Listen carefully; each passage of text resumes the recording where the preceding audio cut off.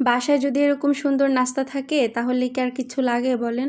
তো এই নাস্তাগুলো আজকে আমি কিভাবে বানালাম ওইটা আজকে আপনাদের সাথে শেয়ার করব। তো হ্যালো, আসসালামু আলাইকুম, কেমন আছেন সবাই? আলহামদুলিল্লাহ, আমরা সবাই অনেক ভালো আছি। তো আজকে আমি আপনাদের সাথে শেয়ার করব বাসায় কিভাবে এরকম চিকেন ডোনাট বানানো যায়। তো ওইটাই আজকে আপনাদের সাথে শেয়ার করব। তো খুব সহজেই না এগুলা বানিয়ে নেওয়া যায়। তো ফ্রোজেন করেও রাখতে পারেন 1 মাস বা 2 মাসের জন্য, যখন ইচ্ছা তখন ভেজে নিলে হয়ে যায়। তো এই জন্য হচ্ছে আমি বাচ্চাদের জন্য ডোনাটগুলো এভাবে বানিয়ে রাখি, অনেক সময় হচ্ছে ফ্রোজেন করেও রাখি। তো প্রথমে হচ্ছে আমি এখানে একটা পাতিলে কিছু পরিমাণ আলু, তারপর হচ্ছে গাজর আর 4 টুকরো মাংস দিয়ে দিলাম। এটা হচ্ছে মুরগির বুকের মাংসটা নিলেই হবে।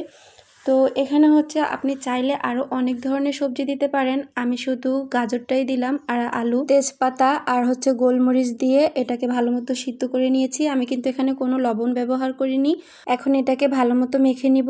ভালো মতো মেখে নেওয়া মানে একদম ব্লেন্ড করে ফেলবো না, একটু দানা দানা থাকলে ভালো লাগে। তো দানা দানা থাকলে মাংসটা মুখে বাঁধলে অনেক মজা লাগে খেতে। তো এখানে হচ্ছে আমি এখন ধনিয়া পাতা নিলাম, পেঁয়াজ কুচি, কিছু কাঁচামরিচ কুচি আর হচ্ছে স্বাদ মতো লবণ দিয়ে দিলাম। আমি তো আগে লবণ দিইনি, এখন একটু লবণের পরিমাণটা একটু বেশিই দেখাচ্ছে। আর হচ্ছে এখানে একটা ম্যাগি ম্যাজিক মশলা দিয়ে দিলাম, সাথে আমি কর্নফ্লাওয়ারও দিয়ে নিলাম। আপনারা চাইলে কিন্তু এখানে কেউ চালের গুঁড়া বা আটাও দিতে পারেন, ময়দা, যার বাসায় যেটা থাকে ওটা দিলেও হবে। বাসায় যা থাকে তা দিয়ে বানানো হয়, মানে এটা একবারে যে কর্নফ্লাওয়ারই দিতে হবে এরকম কিছুই না। তো কর্নফ্লাওয়ার আমার বাসায় ছিল, এই জন্য আমি দিয়েছি, আর না হলে আমি চালের গুঁড়াটাই দিতাম।